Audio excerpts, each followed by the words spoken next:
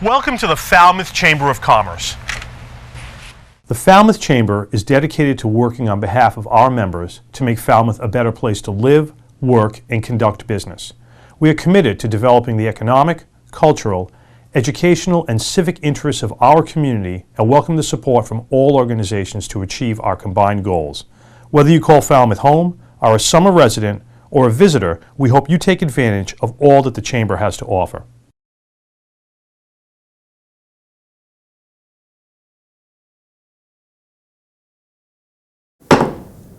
Good evening and welcome. I would like to call to order the meeting of the Falmouth Select Board. It is Monday, March 27th. It is now 6:30. I would ask that you all please silence your cell phones, and if anyone is either video or audio recording this open meeting, please let me know. Okay, thank you. And would you all please join me for the Pledge of Allegiance? I pledge allegiance to the flag of the United States of America and to the republic for which it stands, one nation, under God, indivisible, with liberty and justice for all. Thank you. Any recognitions from the board tonight? Mr. Brown? Madam Chair, I would like to recognize the members of the screening committee that did the town manager search, and they brought us 3 great candidates, and really a lot of appreciation for the work that they did. It was a big responsibility, and I'm very appreciative of that. Thank you, Mr. Brown. I agree. Anyone else? Mr. I'd like to Slifty? acknowledge the public that came out Sunday and showed their commitment to the community as well. They were very engaging, and we had a full room for the whole 2 hours, so I'll commend them for that as well. Thank you. Agreed. Any other recognitions, Mr. Patterson? Okay, announcements. Any announcements from the board? Okay, we will move into public comment. Public comment may be made on routine matters not on the agenda this evening. Comments are limited to 2 minutes. Please introduce yourself, and since the matter has not been included on the agenda, the Select Board will not participate in any discussion of your topic. Public comment. Mr. Doobie.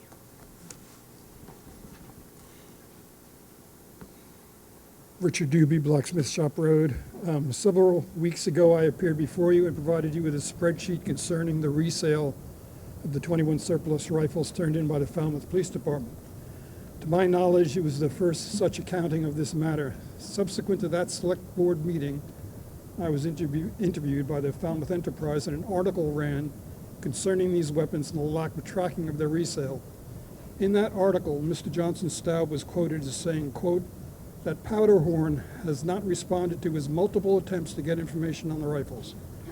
Approximately 9 months had transpired since the transfer of the 21 rifles, and Powderhorn had not complied with any of the town manager's requests. Then the Falmouth Enterprise article appears, and a week later, Mr. Johnson Staub sends me an email stating that Powderhorn had contacted him and told him 18 of the rifles had been sold to local law enforcement. I have no idea if any written proof of those sales was offered.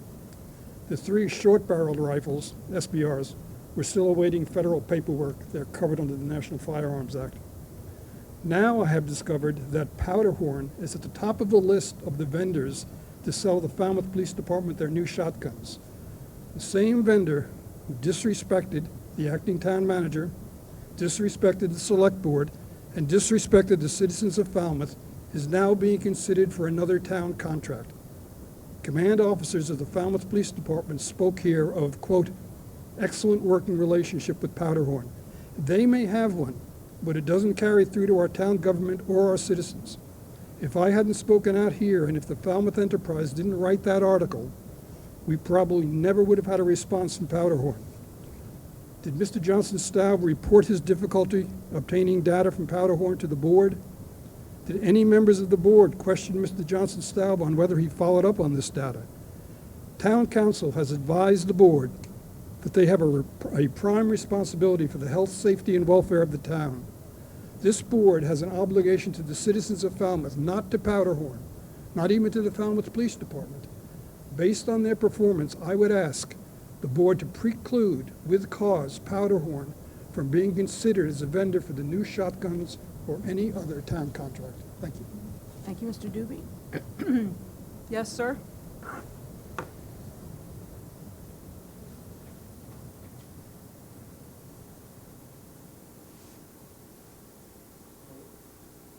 Hello? Jerry Millett, Main Street. This is about the fire last week at Estia. Should give all residents and business owners on Main Street a wake-up call. Overcrowding by overdevelopment on Main Street without respecting Falmouth downtown fabric and history is sure to increase not only fire risk, but also emergency rescue safety, sanitation, transportation, and parking challenges. Ms. Harris, the chair of the planning board, in her unusual letter of justification to the Falmouth Enterprise, partially quotes the bylaws. What she fails to quote is the fact that residents as well as businesses under the town bylaws share equal rights of enjoyment on Main Street in the downtown district. When the fire trucks and police cars rushed to Estia, one large fire truck parked on Main Street, blocking our primary access to and from Main Street. The only way to leave during the fire for all those living and working at the rear of Main Street on the block that extends from 133 to 159 from Osteria La Civetta to the corner of Main and Town Hall Square was via Hewens Way, which Ms. Harris referred to in her letter as a strip of land. So our exit was blocked. When our primary exit was blocked, it was kind of unsettling. At the top of Hewens Way, there was a police officer in his cruiser securing the perimeter, monitoring the Estia fire. I told him the plans to build a 60-foot deck to seat 40 to 50 people, plus waitstaff, permanently blocking Hewens Way. The policeman cannot believe the town would approve blocking access to the rear of the buildings, eliminating access for emergency use. A police car and an ambulance can definitely make it around that corner. In effect, the town's Main Street decision is as follows. The planning board. No one has a legal right to build a permanent structure on an established way, but we will okay the project anyway. We submitted evidence to the planning board that the previous owner of the property where we now live was approached by the same developer and asked to sign away their rights to Hewens Way, and they declined. Why would the property developer ask to sign rights away to Hewens Way if there were none? Having failed in attempts to sign license fee contracts with the abutters over this public roadway, the property developer is now acting, not in his own name, but in the name of his tenant, to take possession of a public and established way. This has cost us too much in legal fees. The town's board should be protecting all residents' property rights, not only business interests. It is in everyone's interest to protect all property rights and maintain the social fabric of the community. Downtown Falmouth is and always has been mixed-use, residential and commercial. We were fully aware of that when we bought our home. However, no one has the right to extinguish public lanes, ignoring the historic cohabitation of downtown Falmouth, residences and businesses, without changing Falmouth bylaw. I'm going to need you to finish up. Yeah. We don't feel our views as resident abutters were respected. As Main Street residents, we now have the feeling that we have no right to say a word of what goes on Main Street. We are just supposed to accept whatever business proposal the planning board favors. By the way, if there is a conflict of interest on this or any town board, this is self-reported by a board member who's supposed to recuse him or herself. A third party cannot say there's a conflict of interest and ask for recusal. Ultimately, board members are allowed to police themselves. Is this truly in the town's best interests? Thank you. Yes, please.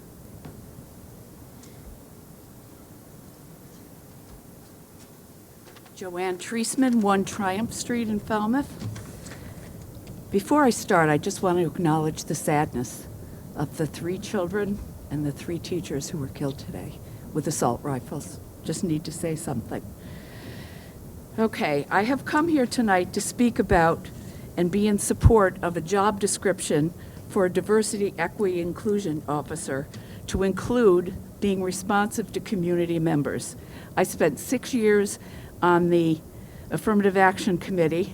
The last 2, I was the chair. So Doug and Sam have seen me before talking about the same thing.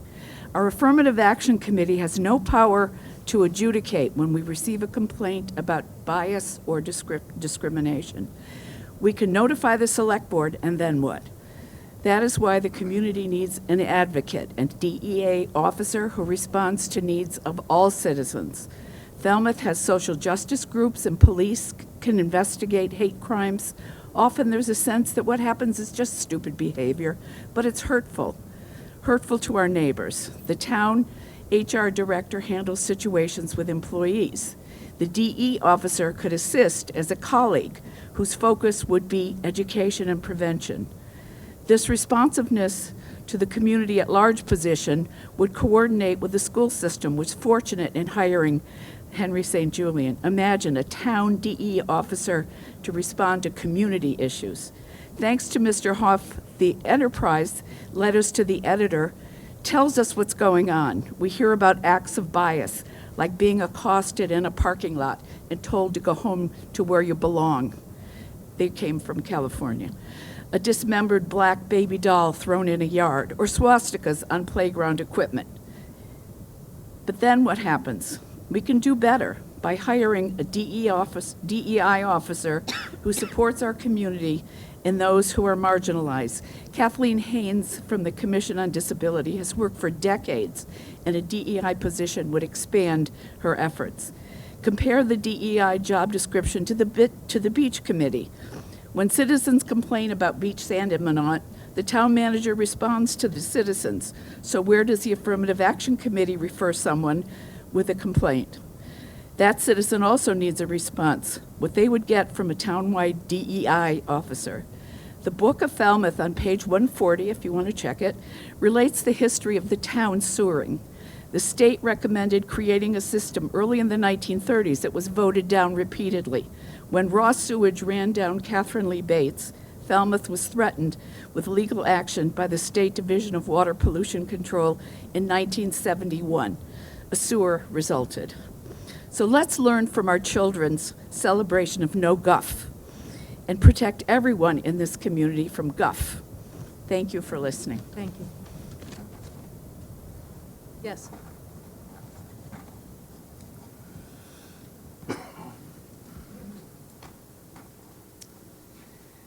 My name is Deb Berglund. I'm a Hatchville resident, co-chair of the Human Services Committee, and former member of the Affirmative Action Diversity Committee. I commend the interim town manager on writing into the DEI officer position a larger focus on improving diversity, equity, and inclusion at all levels of town government. I believe that systemic and institutional change is ultimately what will create the most meaningful movement toward an anti-racist society. I also very much appreciate the Select Board's recommendation to make the position full-time as well as raise the rank and salary. However, I am concerned that the community was not consulted on the substantial change of focus for the position, one which no longer resembles that approved during the April 2020 town meeting, and further refined after an exhaustive community engagement campaign initiated by the town and chiefly conducted by the Affirmative Action Diversity Committee. During that process, the town received more than 50 responses from an exceptionally diverse group of town members. 2 recommendations were frequently repeated: active outreach to and meaningful engagement with the groups and individuals who represented the true diversity of our community, and creation of a mechanism for confidential reporting and resolution of perceived discrimination or equity concerns that arose in town. Versions of these recommendations were worked into the job description, which was approved by the town's HR, then advertised and filled. It felt like a true community effort. However, the most recent job description now has no mention of genuine community engagement, nor any citizen access to the DEI officer position. This flies directly in the face of the very term inclusion, and demonstrates instead a governmental lack of respect for community expertise or opinion on this issue, even when solicited. To gain trust and engage in genuinely equitable and inclusive town governance, the person in the DEI position should first and foremost be charged with getting to know the community which the town government is there to serve. And they should stay in communication with that community when considering policy change. Further, they should be accessible to the community as a resource to help with resolving concerns, no matter who they come from. How would it be perceived by a black or brown Falmouth resident who calls the town's DEI officer and says, "I was called the N-word by my neighbor. I'm scared. I can't afford to move. I don't know what to do. Only to be told, I'm sorry, I can't help you. I'm only here to work with Town Hall. Who is the government for then? I strongly urge the Select Board at your April 3rd meeting to add back into the job description language that demonstrates an investment in community input and engagement, as well as access to the DEI officer by community members to address their concerns. It has been raised that including community involvement in the job description would overwhelm the officer with complaints. If this is true, then perhaps the priorities of the position are misplaced, or there needs to be a department rather than a single person working on this. However, I believe that with the support of the town, community engagement will serve as a vehicle for building trust and informing change, will lead to more inclusive, celebrated, and effective solutions, and demonstrate a fearless commitment to an anti-racist Falmouth. Thank you for your time. Thank you. Dr. Freeman Silva?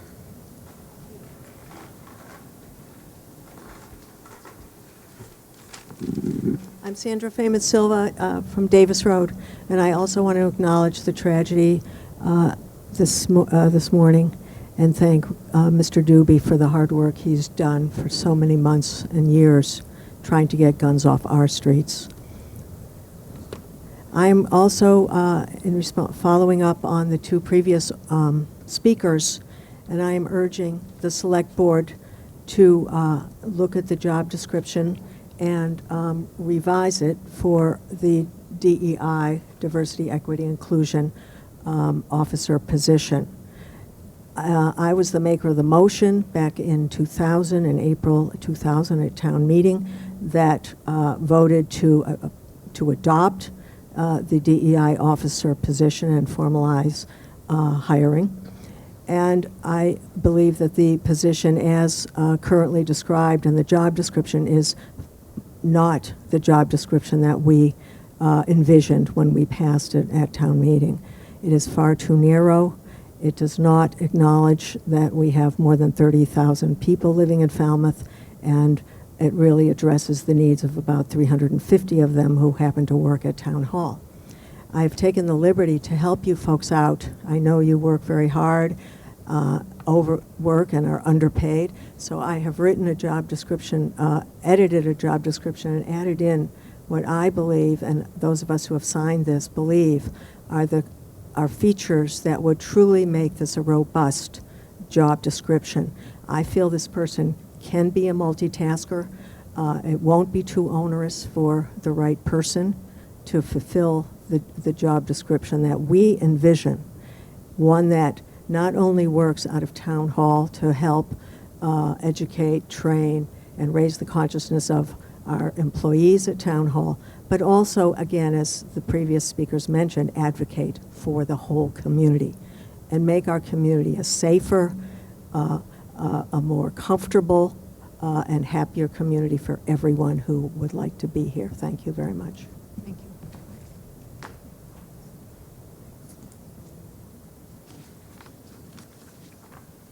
Anyone else for public comment? Ms. Harlow Hawks? Good evening, Maureen Harlow Hawks, 9 Old Dock Road, West Falmouth. I'm here tonight to just ask this board to support West Falmouth Fire Station again. On Saturday, 3:25, an alarm went off at the Emerson House. Engine 23 North Falmouth responded because West Falmouth Fire Station was closed again, which is less than 100 feet away, by the way. 2 years ago, the Select Board, Town Meeting, and the voters all supported and voted a Prop 2.5 override to keep all 5 stations open. The Fire Department is asking the Select Board, Town Meeting, and voters again for a Prop 2.5 to hire more firefighters to be able to man the 6 stations, yet we can't man 5. Can this board please remind Chief Smith that he is required to man all 5 stations as you all asked him to do? Instead of when West Falmouth has somebody come out sick, they close it. That's what they do. They take the extra man and they put him in North Falmouth, or they put him in town. I would like to know why they always take one man when it's down in West Falmouth. We get shut down. If a man's sick in North Falmouth or a man is sick in Woods Hole, they don't shut Woods Hole down and they don't shut North Falmouth down. They always shut West Falmouth down.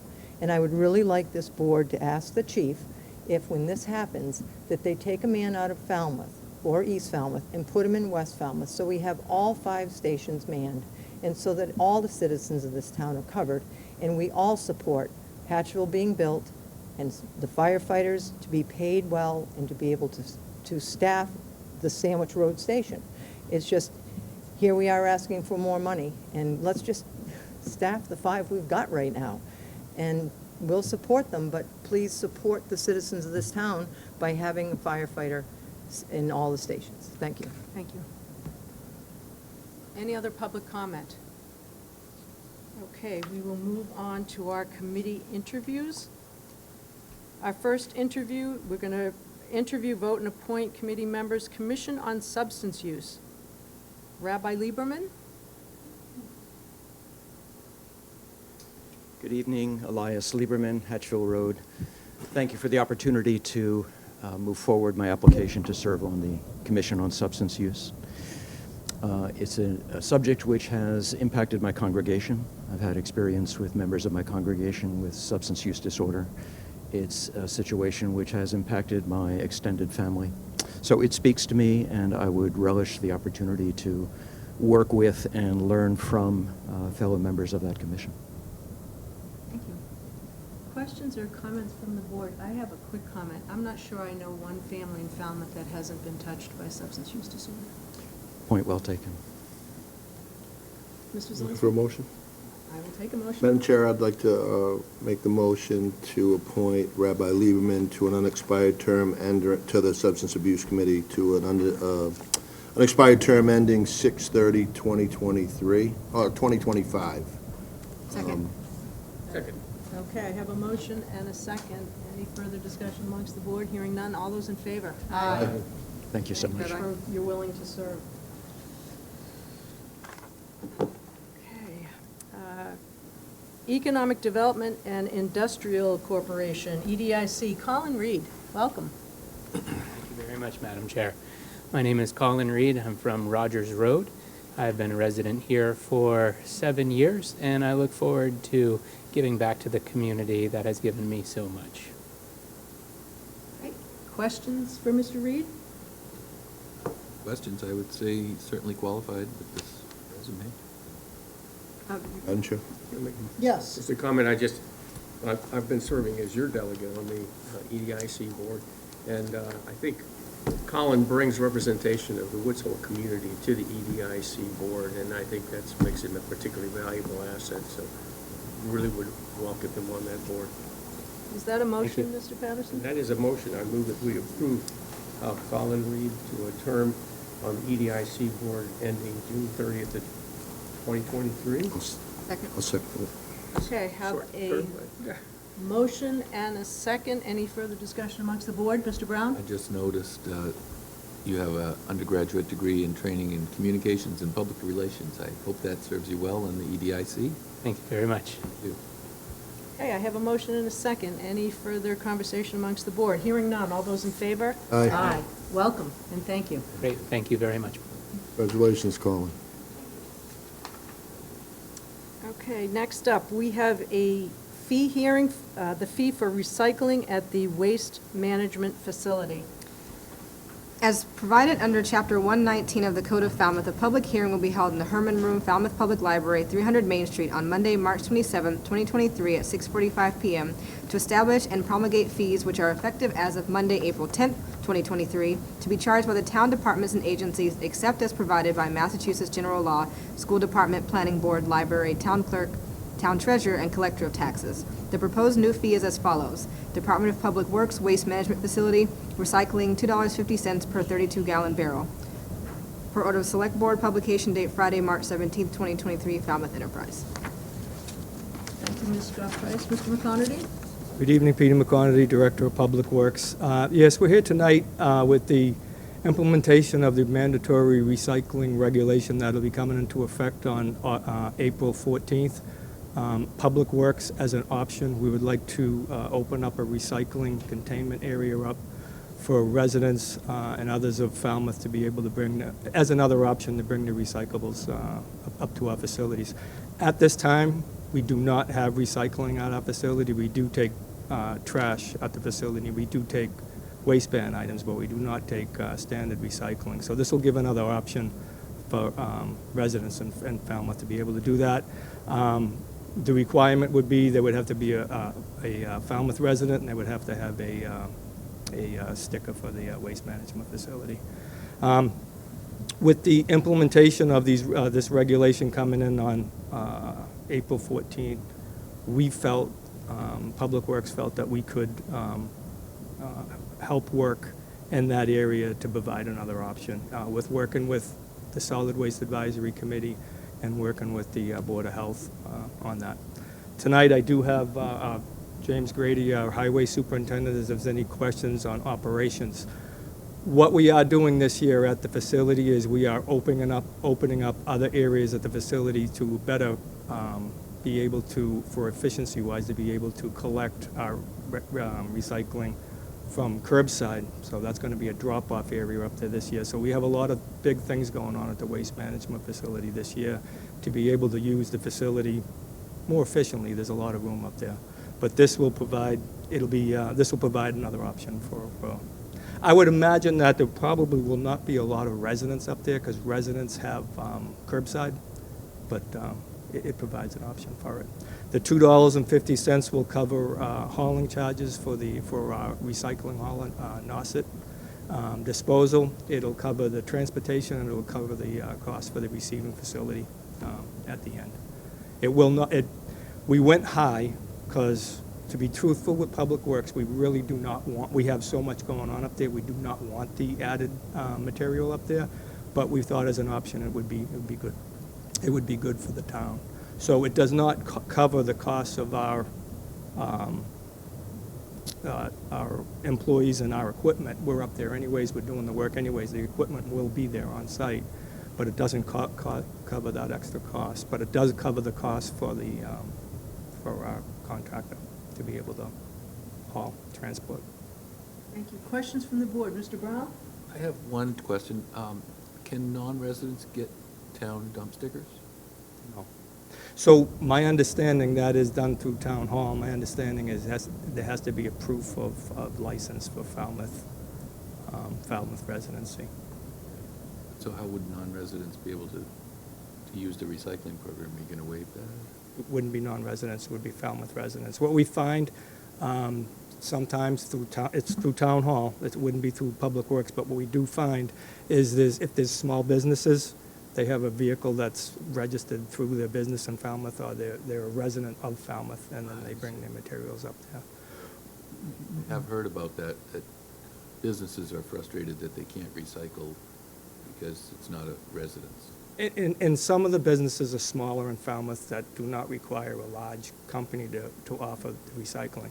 Our intention of this fee adjustment is we're not looking to undercut any of the other waste haulers out there. We're just doing it as an option for Falmouth residents and for the small businesses if they have a registered vehicle registration in Falmouth. Mrs. Linsky? That added fee that you said is a little high. Is there any room in there? Are we getting any closer to closing up the gap on that part-time position to help administrate some of these things? So for the recycling coordinator position? Exactly. Yeah, so we included it with our request this past year. We'll include it again this coming year. Right now, it's a part-time position. We are looking to bring it to full-time. Somebody has to. I mean, you're adding service, so there has to be, somebody's got to close that gap, right? Correct. Right. Thank you, Madam So Chair. it's additional work for public. It's additional work for Public Works. So we are looking to provide that option, but it doesn't come with no free for Public Works. you. We have to deal with the added consumption. Other questions or comments from the board? Any public comment? Okay, I'll entertain a motion to close the hearing. So moved. Second. Okay, I have a motion and a second. Any further discussion from the board? Hearing none. All those in favor? Aye. Discussion among the board. I think it's reasonable for the request. It's going to be more work for Public Works, and if this is going to cover at least the minimal costs.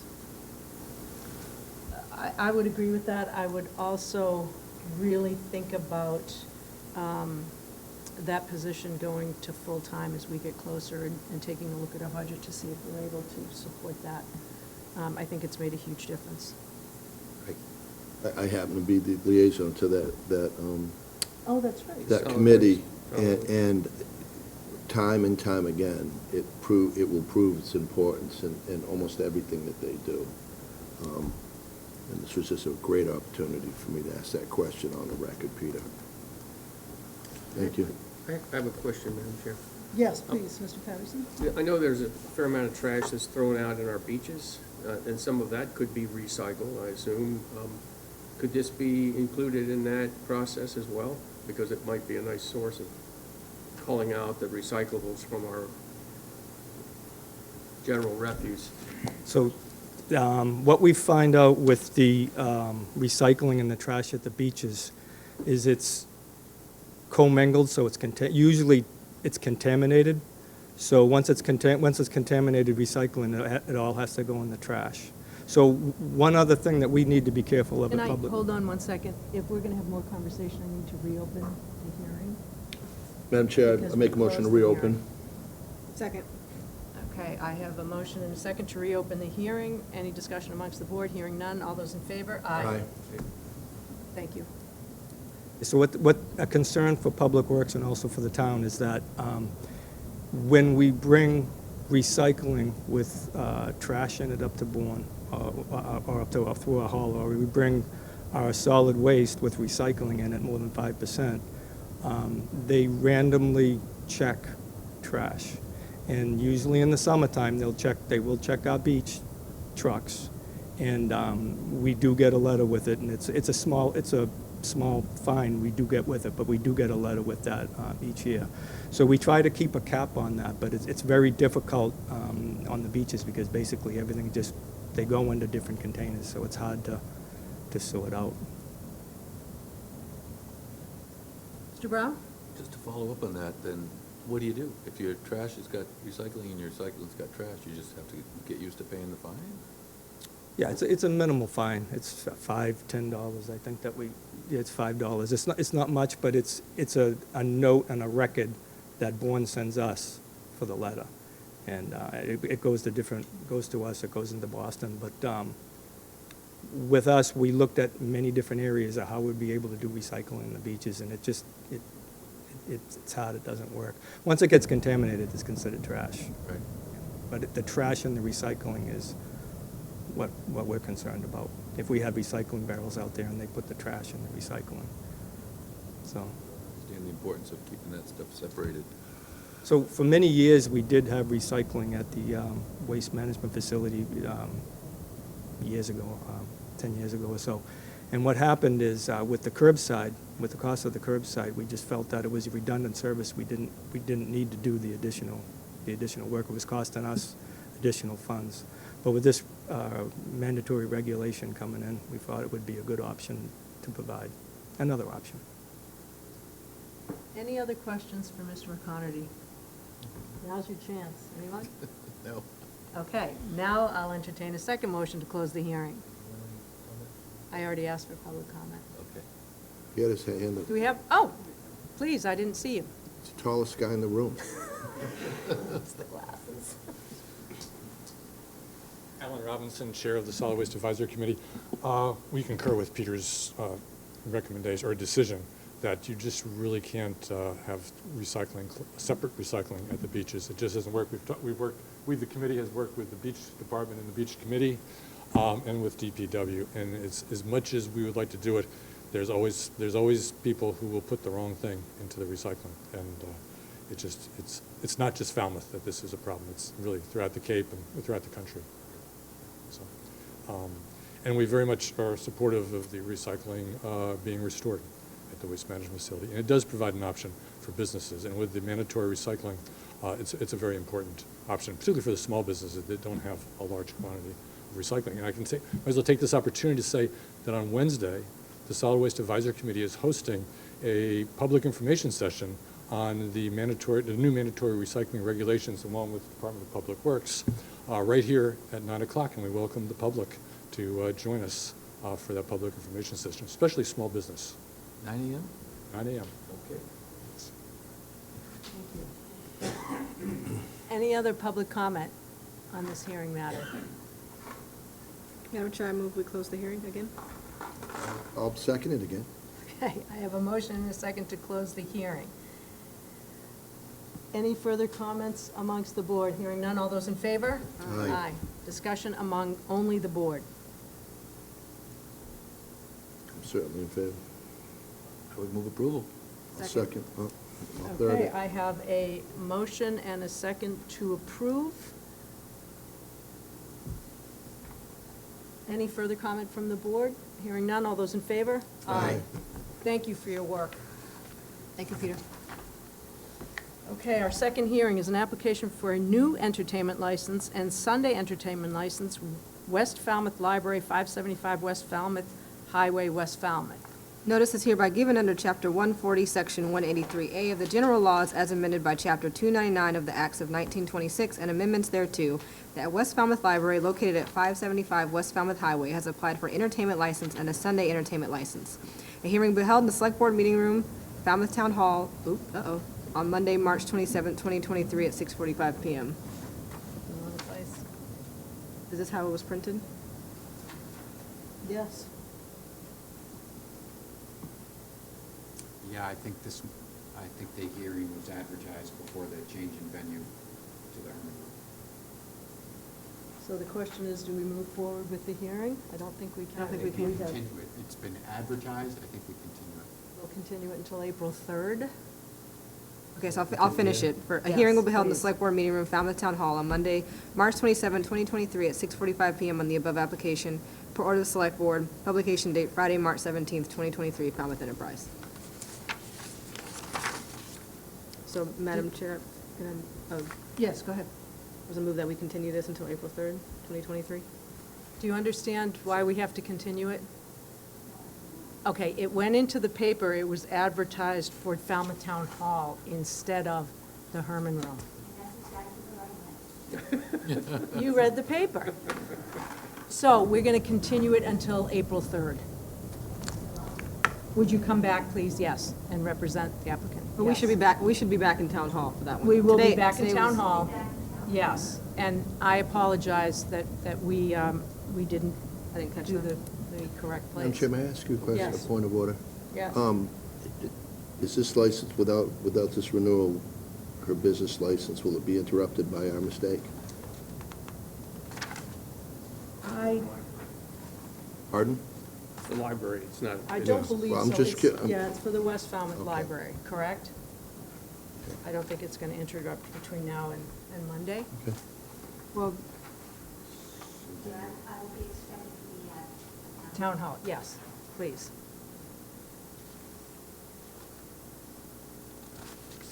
yeah, it looks like the next event is not until April 18th. Right. Just wanted to make sure they Yeah. weren't interrupted because of our mistake. Because we made a mistake, exactly. That's a great question. So. We just can't do a hearing because it was misadvertised. Okay. Motion to continue in the... Oh, yeah, I made the motion to We continue. have a motion to Okay. continue. Do we? I don't think I we don't did. think we haven't did. voted. Motion to continue until April 3rd. Second. Okay, we have a motion and a second. Any further discussion amongst the board? Hearing none. All those in favor? Aye. And we apologize.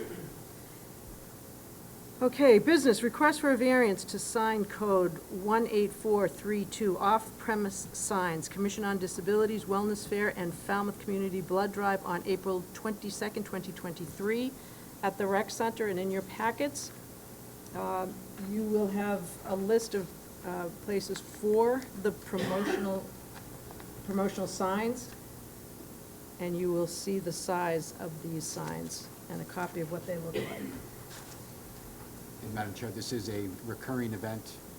This is the first time that they've had a sign variance for this request. They are essentially lawn signs, so it's a variance because they are.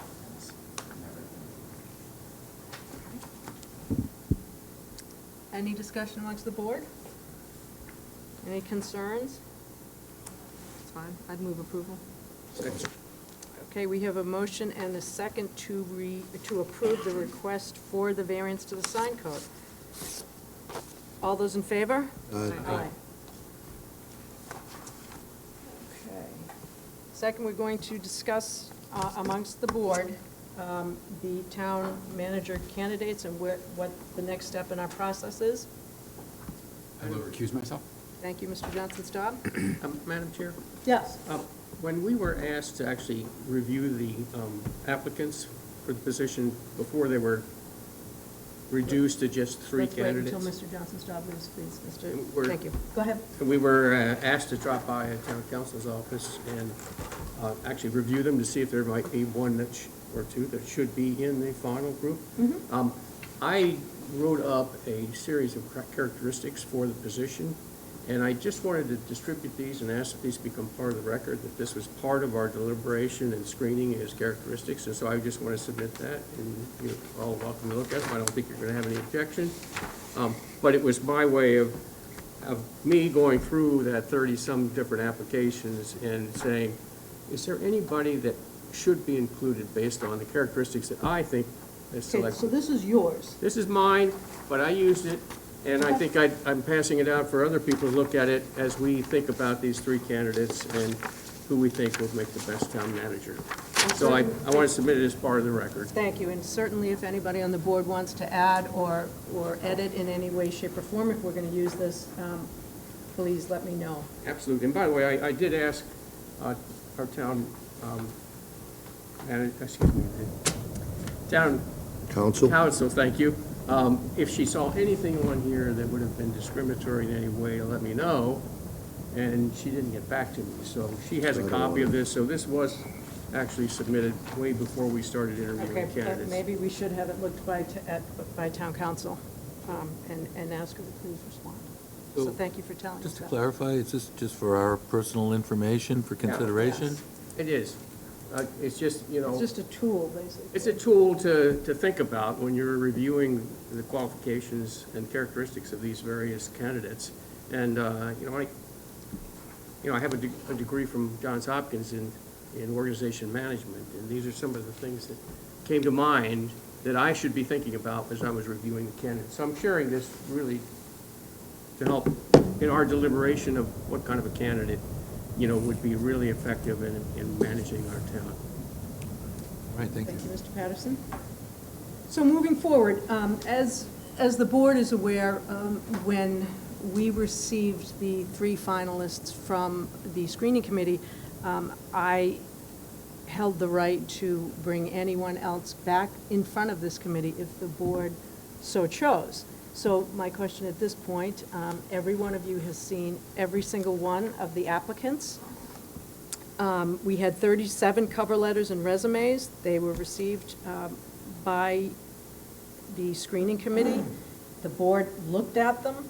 16 of the 33 are or have been municipal town managers. 2 were assistant town managers. 7 senior level municipal governmental department heads. 1 select board member. And the remaining candidates either were connected directly or indirectly to local government.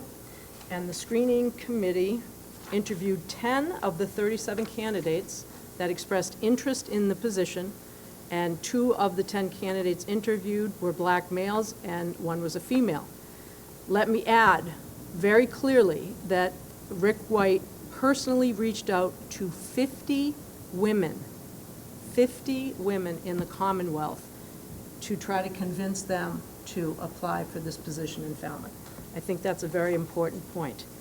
So if this board is deciding that there is no one else from the 37 that they want to bring up and interview, we need to go to the next step. And I'll explain what that is in just a minute. Did you see anyone else in that packet that you thought should be interviewed? We were tasked to specifically try to identify if anybody was overlooked that was viable, and I'm sorry to say I didn't see anybody that had been overlooked, so that was my take. I didn't either. I agree Okay. as well. I just want to make sure that the board is in agreement on that. So our next steps are, we have had the screening committee. We have had a carousel of one-on-one interviews with the candidates. We had a public meet and greet. Tonight we had public interviews with all the candidates. So the next step, as we move forward, is the board needs to do a little bit of their own homework. And there are 5 different areas that I was thinking of that I would like to assign each board member an area.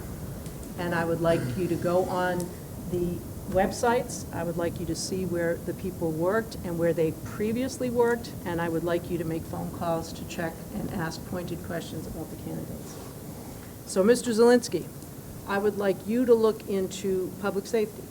Aye, aye. You have, we don't have to do necessarily, I don't think, the candidate that we know, but we do need to look into the other two candidates, the current public safety issue and their previous district. Madam Chairman? Yes. May I say, if we're asking to look at their current and previous, perhaps we should also do that for the internal candidate. You may, certainly. DPW and department chairs, Mr. Brown. Finance, Ms. Scott Price. Interaction with the school committee, school community, and education, I will take. And governing bodies, Mr. Patterson. What I would like you to do is list your questions and your comments and whatever you glean from your phone conversations, and you're going to need to get them to me rather quickly. Madam Chair, should we reach out to the consultant for a list of people to contact, or should we contact the municipalities directly? You can do it either way. You can go on websites to get names. You can reach back to Rick White to say, you know, I want to make sure I'm not doubling up. I want to make sure that I'm not calling somebody that you already have spoken with, because it's kind of a waste. I would like you to do it, and I'd like you to do current and previous districts. Are there any limitations to the questions? I mean, some people are more forthcoming than others to a detriment. Just use our best judgment. Use your best judgment, you know, review your questions, and have a conversation. Thank you. Thank you, Madam Chair. Any questions, comments about that? Do you think it's a fair step in the process? Absolutely. Yeah, I think we have to be a little careful about the questions we ask. I think there's a liability issue that creeps in here if you're starting into people's personal information. So I just would caution you all, be judicious about the questions you've asked and who you talk to, and any kind of editorial comments, meaning opinion comments that you might share. Yes, and I think we need to kind of stay away from personal issues. If that came across, that is not really what we're looking for. And I think your caution is noted and important. And you would like this information back, I know you said soon. As quickly as you can, because on the 3rd, we will be having a much longer, more detailed conversation about the candidates, and we will be looking to appoint on the 3rd. Any questions, comments? If you have any questions, or if you want to run your questions by Rick White, I think that would be prudent. Yeah. And that's just a jump from Mr. Patterson's comments. So he's still in the game with us right till the end, so. It's an excellent idea. Okay. Making him work for his money. Madam Chair, if I may Yes. go back a little bit to the process. I've had multiple people comment to me that they were disappointed that we didn't have more women or more people of color, or any, in the final process. And I just thought it was important to let people know that when that initial concern came up, we did talk to Rick White, and we asked him to do more work and asked him to leverage more networks and to look further into networks that maybe he wasn't already into. And I know that he did that. And I also personally spoke to networks. I'm a member of the Massachusetts Black Lawmakers Roundtable, so I have connections with all the black lawmakers in Massachusetts. And I didn't send them an email blast. I didn't want to abuse our connection that way, but I did contact multiple people, and I spoke to some people. And I would just like to remind folks that this is not necessarily an easy community to live in as a person of color. And so to ask someone to come into a place where we know we have a housing crisis, where for whatever reason, we had a DEI officer that didn't work out, and we have yet to fill that position. And we're asking someone to come in and be the leadership of the town, you know, essentially with us to some extent. It's a hard sell for anybody, but for a person who may not see that they have the support in the community yet, that's a really big ask. And so I think that while I know we put in the work and I was hopeful, I know we had some applicants. Some of the people I spoke to were more inclined to potentially apply for the assistant position. a position where they could learn the community, where they could find if they feel comfortable here, and not take the jump to just being the town man, or applying to be the town manager. So I thought it was really important to let people know that we did do some of the legwork, and I am happy with, at least with the people that I spoke to and the feedback that I got. But some things to consider, that because of who I am and I live here, I have a different perspective than just, oh, I wish we would have had more people of color to apply. But you feel like the due diligence was done, though? I mean, that Rick I do. made a constituted effort for that. I think we did. Then that's good enough for me. Mr. Patterson, I have please. a question about relocation expenses in conjunction with any candidate that we basically select. What kind of offer can we make to them in terms of helping to offset the cost? We talked about the cost of housing, but there's also the cost of just simply moving here. And when they make a commitment, I mean, I hired two engineers, actually, at one point, and it turns out they were not suited for the job. You know, I was pressured into it by product managers that thought they were just the right fit, and it turned out they weren't. And they had to release them, and they had to take their families and move somewhere else. And we didn't cover those expenses. And so I just want to make sure that we're fair to whatever candidate that comes in here, that we're covering at least their relocation expenses to move here, because I think that is important. And then they're not left, you know, after 2 years. We know we've had superintendents that only lasted 2 years. Then they all of a sudden have to relocate somewhere else, and that's not fair. And I just wanted to make that comment, that we need to be looking at that as an expense as far as changing town managers. The way I understand that, Mr. Patterson, is that would be part of contract negotiations. I understand, but you know, this is a time to talk Yes, about these I hear issues, and you. I wanted to put that on the table. I think it makes perfect sense. Thank you for that. I don't want to incentivize their departure, though. Okay, anything else? Is the board satisfied with the process? Yes. Yes. Definitely. Okay, then we will continue to move forward with our process, and I will expect the assignments back from the board members in the next couple of days. Anything else? I'd like just to comment that I appreciate the work that you and the vice chair have done to make this process what it is. So I think it was well done. Thank you, Mr. Brown. Thanks. And to the board, as I sent an email the other day, you gave up a Sunday. It's been a lot of work. I think the board has put in extra time on this, and I really think it's worth it. This is one of the most important things that we do, and we need to do it well. So thank you for that. Okay, we will move on. Would someone text Mr. Johnson-Staub and let him know he can return? Oh, it looks like Barbara's going to get him. Okay.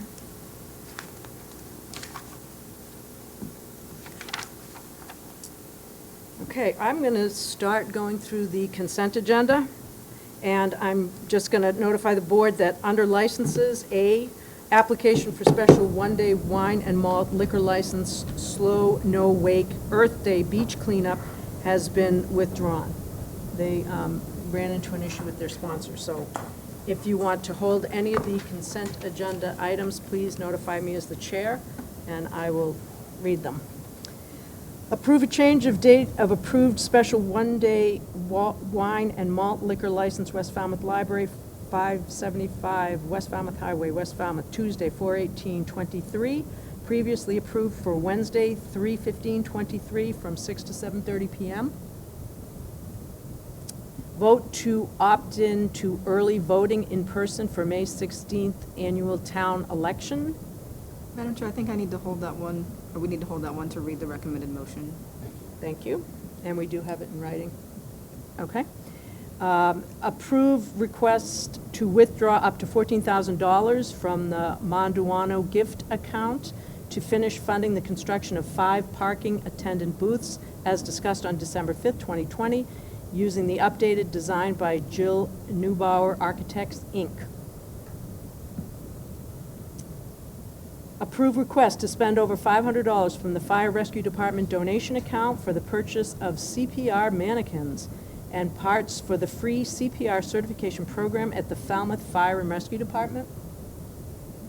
Approve letter of support for the Falmouth Housing Corp's response to Falmouth Housing Authority's Section 8 project-based voucher program bid. Okay, we will go back to the held item, which is vote to opt in early in person for the May 16th annual town election.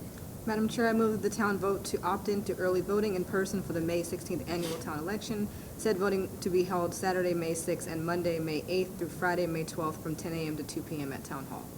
Second. Okay, I have a motion and a second. Any further discussion from the board? Hearing none. All those in favor? Aye. We'll go back to the, everything else on the consent agenda minus licenses 1A.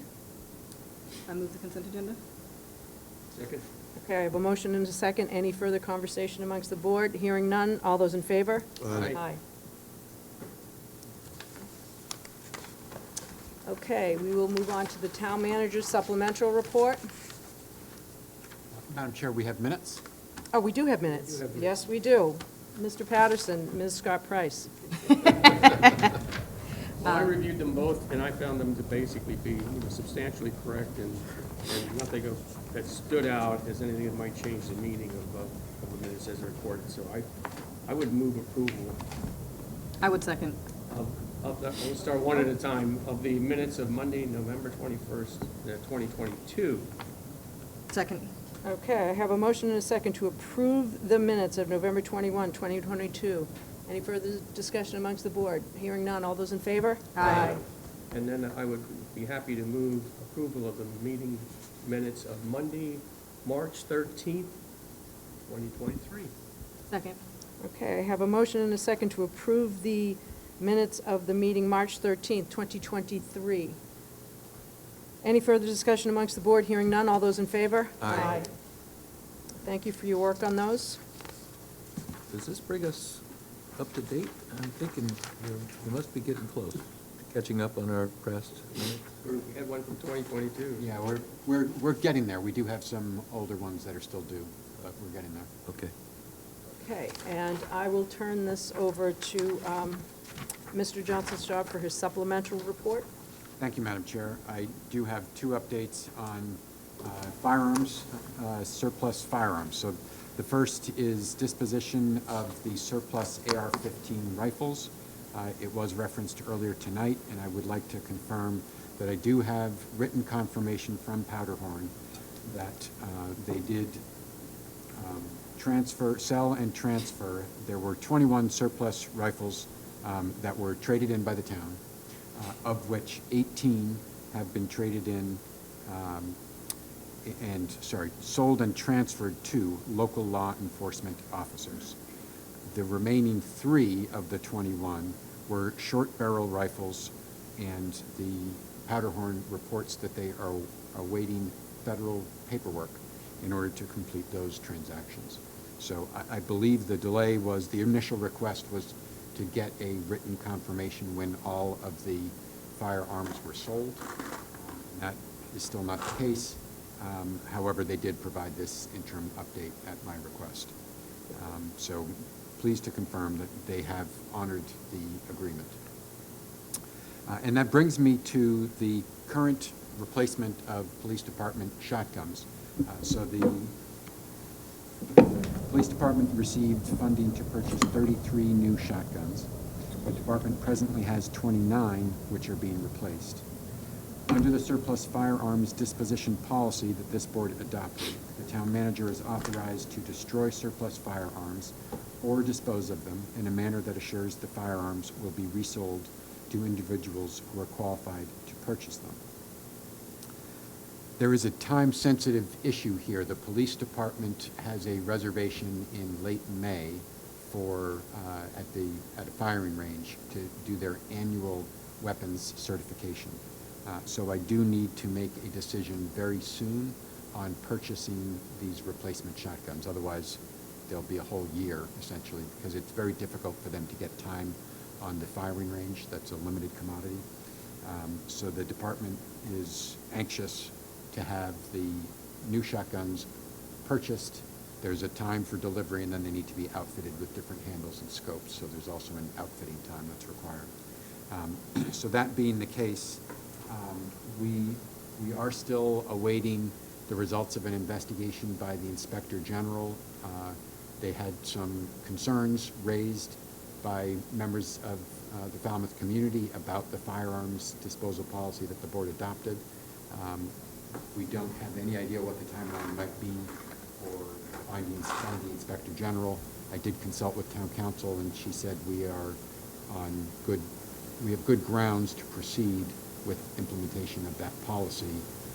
You know, it was developed and crafted by Town Council in consultation with the Inspector General, but they don't proactively approve things before they're adopted.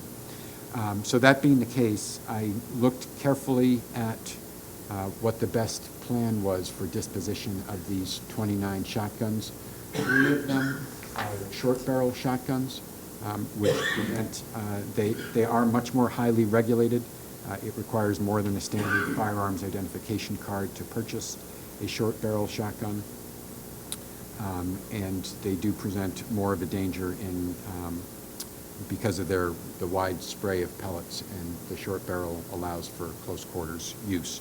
So my plan, and it is the town manager's authority to implement this decision, but I wanted to have some transparency and an opportunity for the board to provide some input if you do have concerns. My plan is to destroy those 3 short barrel rifles. And in my research with respect to the dangers posed by traditional length barrel shotguns, they are very rarely used in homicide and manslaughter. The most recent study I found reported that 1% of firearm manslaughter and murders were committed with the use of a shotgun among firearms. So it would be my intention to trade those in. That represents a value of approximately $5,000, and my reasoning here is somewhat fiduciary and somewhat a matter of principle that we don't want to waste town's resources unless, in this case, if there's a compelling public safety argument to destroy the weapons, then, then that will guide my decision. I don't feel that there's a compelling case with respect to standard issue shotguns, so it's my intent to trade those in.